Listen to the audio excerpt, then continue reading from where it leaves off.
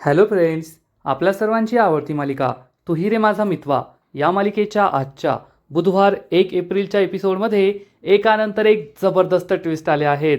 आजचा एपिसोड खूपच भारी होता, पण सगळ्यात भारी आणि सगळ्यात जबरदस्त ट्विस्ट म्हणजे राजेश शुद्धीवर आलाय, कोमातून बाहेर आलाय आणि राजेश हा चक्क सगळं काही विसरलाय. राजेशची स्मरणशक्ती गेलीये आणि राजेश अंजली, ईश्वरी, अर्णव कोणालाच ओळखत नाहीये.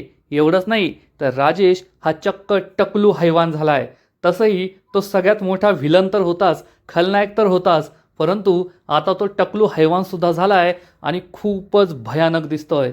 म्हणजे आता हे सगळं राजेशचं नाटकच आहे हे सगळ्या प्रेक्षकांना तर माहिती आहे. मग आता या नाटकाचा परिणाम काय होणार, पुढे पुढे काय ट्विस्ट येणार, हे सगळं पाहणं खूप इंटरेस्टिंग असणार आहे.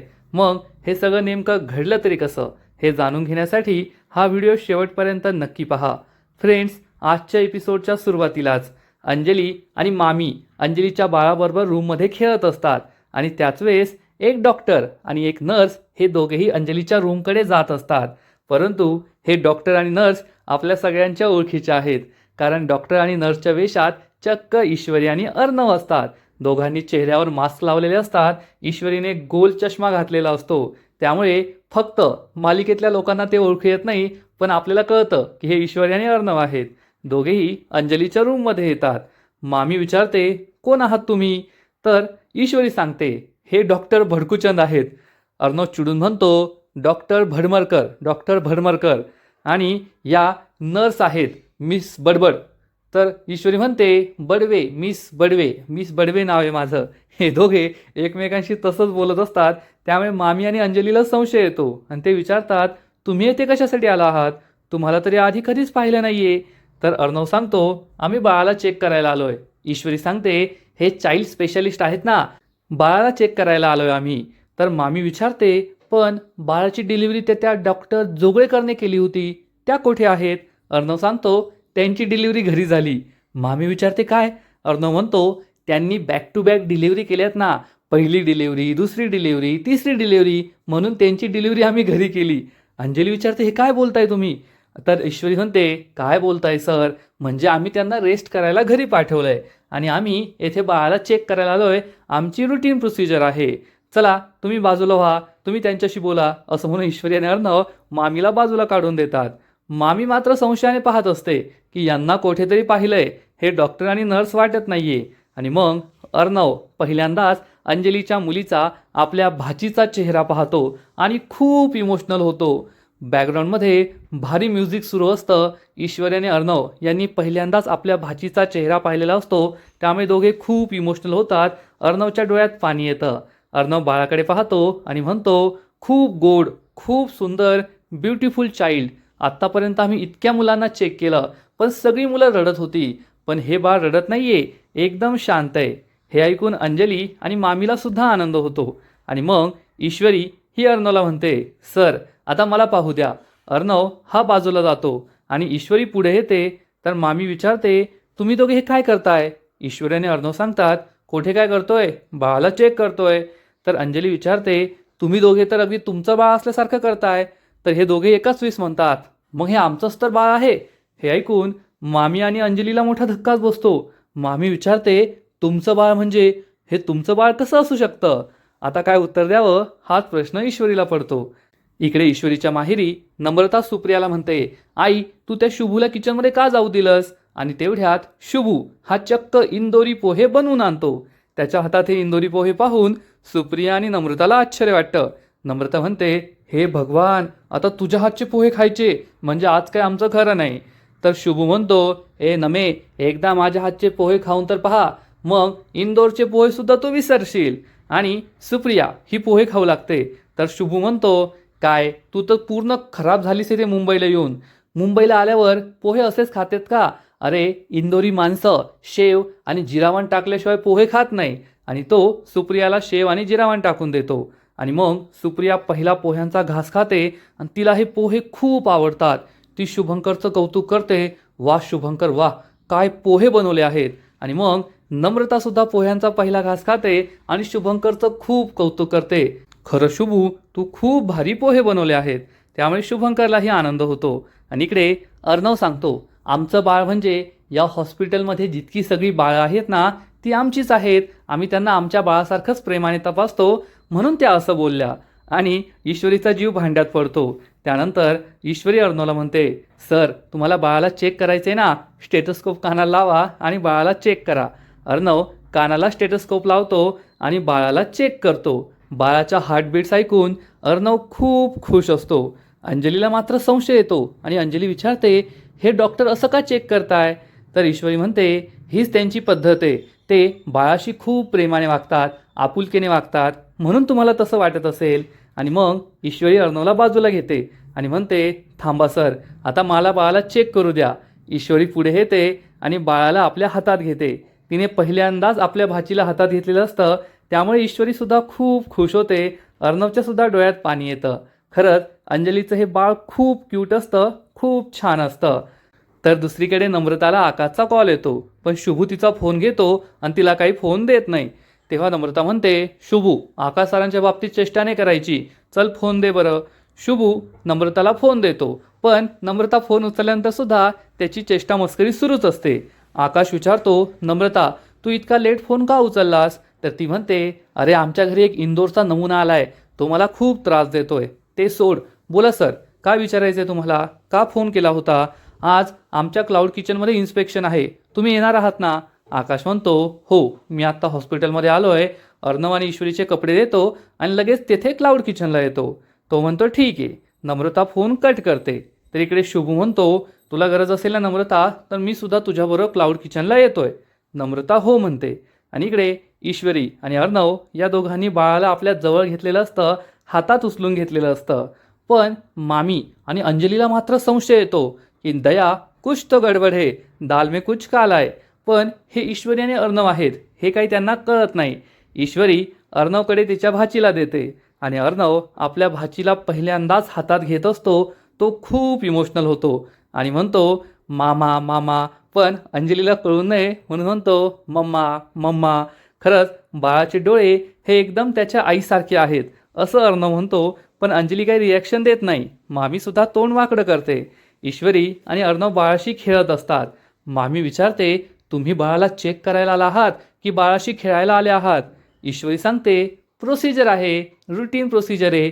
हे जे डॉक्टर भडकरकर आहेत ना, ते ना बाळाला असंच चेक करतात, बाळाशी खेळतात, बाळाचे लाड करतात, म्हणजे बाळसुद्धा कम्फर्टेबल होतं, बाळाला व्हाईब जाणवते ना, हीच त्यांची पद्धत आहे.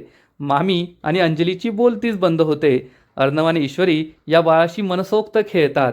ईश्वरी म्हणते, सर बस झालं आता, नाहीतर खरे डॉक्टर येतील. अर्णवला सुद्धा हे समजतं.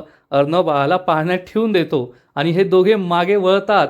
तेवढ्यात त्यांच्यासमोर अंजलीची डिलिव्हरी केली डॉक्टर जोगळेकर असतात. त्यांना पाहून अर्णव तर जोरात ओरडतो, अरे देवा, ही डॉक्टरसुद्धा दचकते. आणि डॉक्टर विचारते, तुम्ही कोण आहात? अर्णव आणि ईश्वरी म्हणतात, अरे डॉक्टर जोगळेकर आल्यात. शेवटी त्यांची डिलिव्हरी हॉस्पिटलमध्ये झालीच. डॉक्टर जोगळेकरला काहीच कळत नाही. अर्णव म्हणतो, ते तुमचीच वाट पाहत होते, करा करा बाळाला चेक करा, बाळाच्या आईला चेक करा. असं म्हणून अर्णव आणि ईश्वरी तेथून पळून जातात. डॉक्टर जोगळेकरला कळतच नाही की हे दोघे कोण होते आणि डॉक्टर जोगळेकर बाळाला चेक करत असते. इकडे ईश्वरी आणि अर्णव दोघे रूमच्या बाहेर येतात. अर्णव खूप खुश असतो आणि ईश्वरीला घट्ट मिठी मारतो. ईश्वरीलाही आनंद होतो. ईश्वरीला अर्णव म्हणतो, मिस इंदोर, आज तू मला माझ्या आयुष्यातलं सगळ्यात मोठं सुख दिलंय. आज मी माझ्या भाचीला पहिल्यांदा पाहिलंय फक्त तुझ्यामुळे. खूप खूप थँक्यू. आणि ईश्वरी अर्णवला म्हणते, सर थँक्यू म्हणण्याची काही गरज नाही आहे. माझ्या हार्टबीट्स तर अजूनसुद्धा खूप वाढले, काळजाची खूप धडधड होतीये. अर्णव म्हणतो, हार्टबीट्स वाढलेत, थांब मी चेक करतो. आणि अर्णव स्टेथोस्कोप कानात घालतो आणि ईश्वरीच्या हार्टबीट्स चेक करतो. तर ते खूप वाढलेले असतात. मग आता बाळाला पाहून वाढलेले असतात की अर्णवने तिला मिठी मारली म्हणून वाढलेले असतात. अर्णव म्हणतो, मिस इंदोर, हे तर खूप डेंजरस आहे. तुझे हार्टबीट्स किती वाढलेत, चल तुला ॲडमिट करावं लागेल. तर ईश्वरी म्हणते, काय सर, ॲडमिट करायची काही गरज नाही आहे, थांबा मी तुमच्या हार्टबीट चेक करते. ईश्वरी स्टेथोस्कोप घालते आणि अर्णवच्या हृदयावर हार्टबीट चेक करते आणि म्हणते, सर मला तर गरज नाही आहे ॲडमिट करायची, पण तुम्हाला गरज आहे, कारण तुमचे तर हार्टबीट्सच ऐकू येत नाही आहे. अर्णव म्हणतो, काय मूर्खासारखं बोलतीयेस, माझे हार्टबीट्स का ऐकू येत नाही आहे? ईश्वरी म्हणते, सर ते हृदय असतं तर ऐकू आले असते ना, तुमचं हृदय तर दगडायचं आहे, मग हार्टबीट्स कसे ऐकू येतील? आणि ईश्वरी हसू लागते. अर्णव म्हणतो, झालं का हसून? स्वतः जोक मारायचा आणि स्वतःच हसायचं. चल, नाहीतर कुणीतरी पाहिलं आपल्याला. पण त्याच वेळेस मामी ही रूमच्या बाहेर येते. मामीला संशय आलेला असतो की हे दोघे नक्कीच कुणीतरी आहेत आपल्या ओळखीचे. आणि तेवढ्यात मामी या दोघांना पाहते. मामीला समजतं की अर्णव आणि ईश्वरी खोटे डॉक्टर आणि नर्स बनून आतमध्ये आले होते. मामी खूप चिडते, या दोघांनी मला फसवलंय, आता मी यांना काही सोडत नाही, अंजलीला यांना सत्य नक्कीच सांगते, असा विचार करून मामी रूमच्या बाहेर एक मातीची कुंडी असते त्याला जोरात लाथ मारते आणि रूममध्ये निघून जाते. अर्णव आणि ईश्वरीला हे दिसतं. ही कुंडी अचानक कशी पडली हा प्रश्न त्यांना पडतो. ईश्वरी या कुंडीजवळ येते आणि तिला संशय येतो की नक्कीच कुणीतरी आपल्याला पाहिलंय, आपलं बोलणं ऐकलंय. अर्णव ईश्वरीला म्हणतो, चल लवकर, आणि हे दोघेही बाहेर निघतात. तर इकडे आजी, मामा, आकाश, मामी हे सगळे अंजलीच्या बाळाला पाहायला आलेले असतात. बाळाचे लाड करत असतात. आणि आजी म्हणते, काहीही म्हणा, परंतु या बाळाचं नाक आहे ना एकदम जावई बापूंवर गेलेलं आहे. हे ऐकून अंजली खुश होते. तर मामा म्हणतो, पण आई, या बाळाचा चेहरा कोणावर गेलाय ते कळत नाहीये. तर आजी सांगते, अरे अविनाश, अजून बाळ खूप लहान आहे ना, बाळाचे चेहरे बदलत असतात, ते आपल्याला नंतर कळेल. तर अंजली म्हणते, माझं बाळ राजेशवर गेलेलं मला खूप आवडेल, माझ्या बाळाने अगदी माझ्या राजेशसारखंच दिसायला हवं. हे ऐकून मामा तोंड वाकडं करतो आणि मग अंजली काहीबाही बोलू लागते. माझ्या बाळाने अगदी राजेशसारखं इमानदार व्हावं, माझ्या बाळाने अगदी राजेशसारखं धाडसी व्हावं, माझं बाळ अगदी राजेशसारखं मनाने श्रीमंत व्हावं, माझं बाळ अगदी राजेशसारखं चांगला व्यक्ती बनावं. हे ऐकून मामी मात्र हसू लागते. ही काय बोलते ही सईला तरी कळतंय का? मामा, आकाश हे सुद्धा तोंड वाकडं करतात. आणि लगेचच मामा म्हणतो, अंजली, मी एक सांगू का, तुझं बाळ आहे ना अगदी तुझ्यासारखंच दिसायला पाहिजे, म्हणजे कसं आम्हाला पुन्हा एकदा तुझं बालपण जगता येईल, आम्हाला खूप भारी वाटेल. आजी म्हणते, हो ना अंजू, जेव्हा तू लहान होतीस ना इतकी गोड दिसायचीस, किती छान दिसायचीस, काय सांगू तुला. मामा म्हणतो, हो ना. तर अंजली चिडून म्हणते, मामा कशाला गोल गोल बोलतोय, स्पष्टच बोल ना की माझं बाळ राजेश्वर गेलेलं तुला आवडणार नाहीये. हे ऐकून मामाला खूप राग येतो. अंजली चिडून म्हणते, तुला जे काही बोलायचंय ना ते मला चांगलंच कळतंय, त्यामुळे स्पष्ट बोल, असे आडेवेडे घेऊन बोलायची काही गरज नाहीये. मामाला खूप राग येतो. इकडे ईश्वरी आणि अर्णव हे दोघे घराकडे जायला निघालेले असतात. आता अंजलीताईला लवकरच डिस्चार्ज मिळेल, आपण अंजलीताईंची रूम सजूया असं त्यांनी ठरवलेलं असतं. ईश्वरी ही रस्त्याच्या मधोमधच गाडी थांबवायला सांगते. अर्णव विचारतो, काय झालं मिस इंदोर, येथे गाडी कशाला थांबवलीये? तर ईश्वरी म्हणते, सर चला बर्फाचा गोळा खाऊया. अर्णव विचारतो, व्हॉट, बर्फाचा गोळा? ईश्वरी म्हणते, सर एवढी रिॲक्ट करायला काय झालंय, बर्फाचा गोळा खायचं म्हटले मी, तोफेचा गोळा नाही, बर्फाचा गोळा खाणं ही नॉर्मल गोष्ट आहे. अर्णव म्हणतो, मिस इंदोर हा तुझा नेहमीचा प्रॉब्लेम आहे, तुला आहे ना नेहमी काही ना काहीतरी खायचं असतं, कधी बर्फाचा गोळा, कधी पाणीपुरी, कधी चायनीज, कधी आईस्क्रीम, लहान मुलीसारखी वागते तू. तर ईश्वरी म्हणते, हो सर, आहेच मी लहान, आणि तुम्ही मला ट्रीट द्यायला पाहिजे. अर्णव विचारतो, कसली ट्रीट? ईश्वरी म्हणते, वा सर वा, तुम्ही तर गजनीच झाला, एवढ्या लवकर विसरला का? तुमच्या भाजीचा चेहरा तुम्हाला का कोणामुळे पाहायला मिळाला? माझ्यामुळे ना. मग तुम्ही मला ट्रीट द्यायलाच हवी, तुम्ही मला गोळा खाऊ घालायला हवा. अर्णवचा नाईलाज होतो. अर्णव म्हणतो, ठीक आहे, मी तुला गोळा खाऊ घालतो, आणि मग हे दोघेही गाडीच्या खाली उतरतात. ईश्वरी अर्णवला म्हणते, कसं आहे ना सर, बरोबर आहे ना, गरम डोक्याचा माणूस असला का मग असा थंडगार गोळा खावा लागतो. अर्णवला खूप राग येतो. हे दोघेही बर्फाच्या गोळाच्या गाडीवर येतात. अर्णव चिडून म्हणतो, ए मिस इंदोर, तू मला का म्हणाली गरम डोक्याचा? तू आहे ना माझं लेबलिंग करून टाकलंय, मी भडकूचंद आहे, मी गरम डोक्याचा आहे, मी कायम चिडचिड करतो, मी असं काहीच करत नाही. ईश्वरी म्हणते, पहा सर, आत्तासुद्धा तुम्ही भडकलात, भडकूचंद कुठले? आणि ईश्वरी म्हणते, तुम्हाला काय खायचं सांगा, मागच्या वेळेससुद्धा तुम्हाला तो काला खट्टा फ्लेवर आवडला होता ना, आपण तोच खाऊया. अर्णव म्हणतो, मला काय खायचं नाहीये. तर ईश्वरी या गोळेवाल्याला म्हणते, दादा तुम्ही सरका बाजूला, आज माझा नवरा माझ्यासाठी गोळा बनवणार आहे. अर्णव म्हणतो, हे काय बोलतेस तू, मी का तुझ्यासाठी गोळा बनवायचा? ईश्वरी म्हणते, सर ट्रीट तुमची आहे ना, मग तुम्हीच गोळा बनवायला पाहिजे, आणि माझी हीच इच्छा आहे की तुम्ही स्वतःच्या हाताने गोळा बनवावा आणि मला खाऊ घालावा. तर अर्णव म्हणतो, मला ते काही जमणार नाहीये. तर हा गोळेवाला म्हणतो, "ओ दादा, कशाला बायकोला नाराज करताय? आता ताई एवढं बोलताय ना, मग खाऊ घाला गोळा त्यांना, तुमच्या हाताने बनवा, नाहीतर जेवणाचे हाल होतात." ईश्वरी म्हणते, "पहा सर, अनुभवी माणसाचं ऐकत जावं, नाहीतर तुमचे सुद्धा जेवणाचे हाल होतील." अर्णव या गोळेवाला विचारतो, "तुमचं लग्न झालंय का?" गोळेवाला सांगतो, "नाही." ईश्वरी हसू लागते. अर्णव म्हणतो, "मग कशाला सल्ला देताय फुकटचा? व्हा बाजूला." गोळेवाला म्हणतो, "बनवा गोळा." अर्णव म्हणतो, "काय बनवा? अहो शिकवा ना कसं बनवायचं." आणि मग हा गोळेवाला अर्णवला गोळा कसा बनवायचा ते सुद्धा शिकवतो. हे गोल गोल फिरवा. अर्णव हळूहळू फिरवत असतो. गोळेवाला म्हणतो, "अहो जोरात जोरात फिरवा, काय हळूहळू फिरवायले." ईश्वरी हसू लागते. अर्णव जोरात फिरवतो आणि बर्फ तयार होत असतो. हा गोळेवाला अर्णवला एक ग्लास घ्यायला सांगतो, त्यात बर्फ टाकायला सांगतो आणि म्हणतो, "हांगाशी आता परत एकदा पुन्हा फिरवा, आणखीन बर्फ घ्या." अर्णव या माणसाने जसं सांगितलं तसा बर्फाचा गोळा बनवत असतो. त्यामुळे ईश्वरी खूप खुश होते. आणि इकडे अंजली सगळ्यांना म्हणते, "मला माहिती आहे तुम्हाला राजेशवर संशय आहे. त्या ईश्वरीने तुमचे कान भरलेत, त्यामुळे माझं बाळ राजेशसारखं दिसू नये असं तुम्हाला वाटतं." मामाला खूप राग येतो. मामा तेथून निघून जातो. तेवढ्यात आकाशला सुद्धा नम्रताचा कॉल येतो. आकाश जाऊ लागतो तर मामी म्हणते, "मला माहिती आहे तुला त्या नम्रताचा कॉल आला असेल. आजकाल आपल्या बिझनेसपेक्षा तू त्या नम्रताचीच कामं जास्त करतोस." तर अंजलीसुद्धा म्हणते, "आकाश तू गेला तरी चालेल, मला काय राग येणार नाही आहे की तू नम्रतामुळे येथे थांबला नाही आहे." आकाश म्हणतो, "नाही, इतकं काय महत्त्वाचं नाही आहे, मी थांबतो येथे." तर मामी म्हणते, "थांबणारच असशील तर अंजलीची औषधं घेऊन ये." आणि ती अंजलीची औषधं घ्यायला आकाशला पाठवून देते. आजी तिला समजावून सांगते, "अंजली तू सध्या खूप चिडचिड करतीये. मला माहिती आहे जावई बापूंचा अपघात झाला आहे, जावई बापू कोमात आहेत म्हणून तुला जास्त टेन्शन येतं आहे. पण कमीत कमी स्वतःच्या बाळासाठी तरी थोडा मूड चेंज कर. बाळाशी प्रेमाने वाग, बाळाला खेळव, लाडाने वाग. तेवढंच तुझ्या बाळालासुद्धा बरं वाटेल." तर अंजली म्हणते, "येथे मला माझ्या नवऱ्याला भेटता येत नाही आहे, कुणी मला त्यांना भेटूसुद्धा देत नाही आहे." तेवढ्यात नर्स तेथे येते आणि म्हणते, "मॅडम डॉक्टरांनी सांगितलं आहे तुम्हाला थोडं चालवायला, मी तुम्हाला मदत करते, तुम्हाला आधार देते."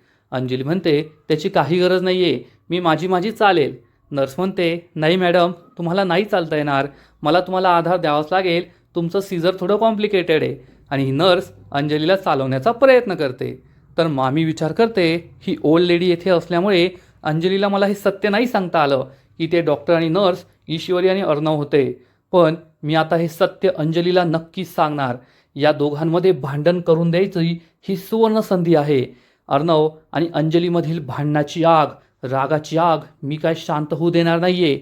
त्याच्यामध्ये नेहमी तेल ओतत राहणार असा विचार वल्लरी करते. आणि इकडे अर्णव हा गोळा बनवत असतो. दोन्ही ग्लासमध्ये तो मस्त बर्फ भरतो आणि त्यामध्ये एक काडीसुद्धा टाकतो. तर गोळेवाला म्हणतो, "चला साहेब आता यामध्ये फ्लेवर टाकायचा."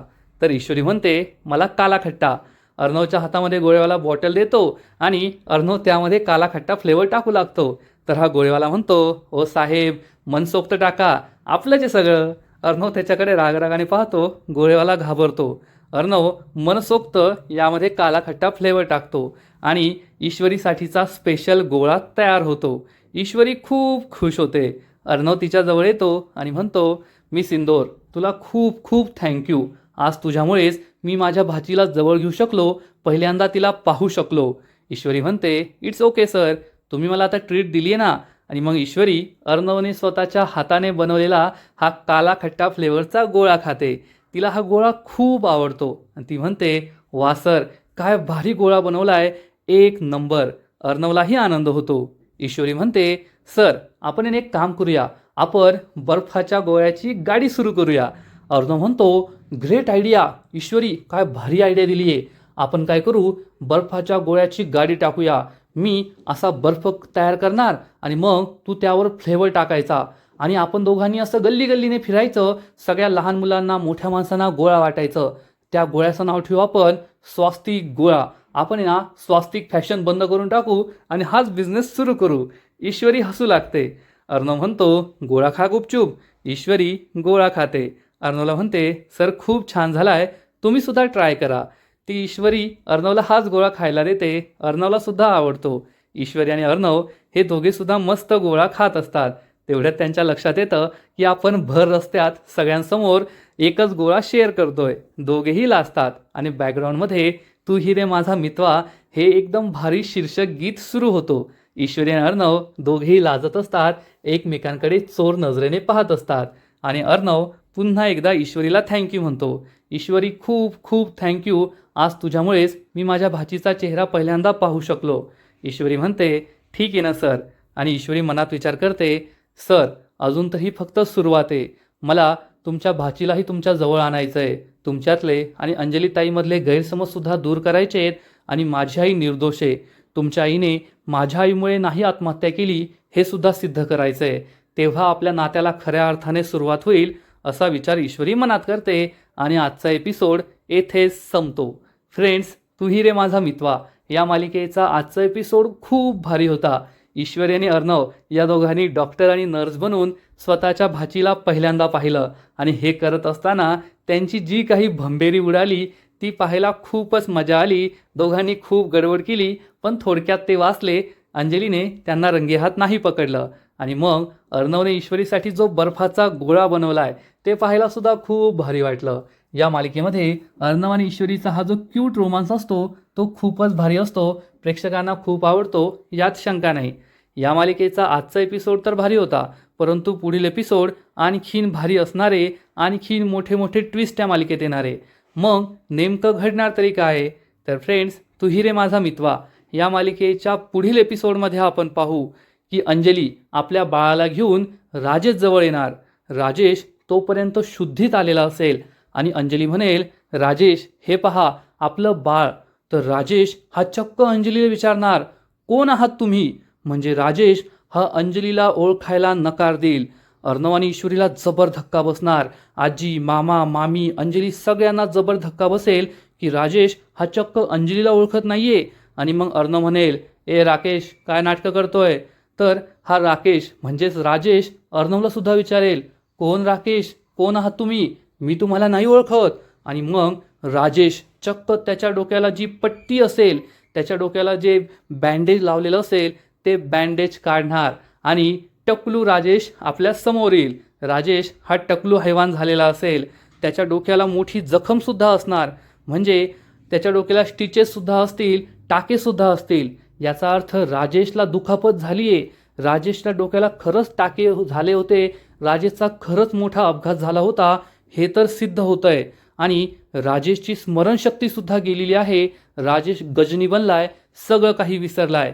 मग राजेशचं हे सगळं नाटक आहे की राजेश खरंच सगळं विसरलाय हेच कळत नाहीये. आणि राजेशची ही अवस्था पाहून, राजेशची स्मरणशक्ती गेली आहे हे पाहून सगळ्यांना जबर धक्काच बसणार. ईश्वरी, अर्णव, अंजली, मामा, मामी, आजी कुणाचाही विश्वास बसणार नाही की राजेशचं हे सगळं काय झालंय.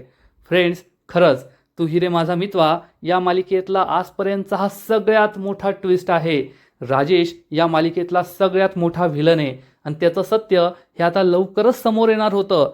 पण राजेशने रंगदेवतेला आणि प्रेक्षक रसिकांना अभिवादन करून एक नाटक सुरू केलं होतं. मग हे सगळं नाटक आहे की खरं आहे?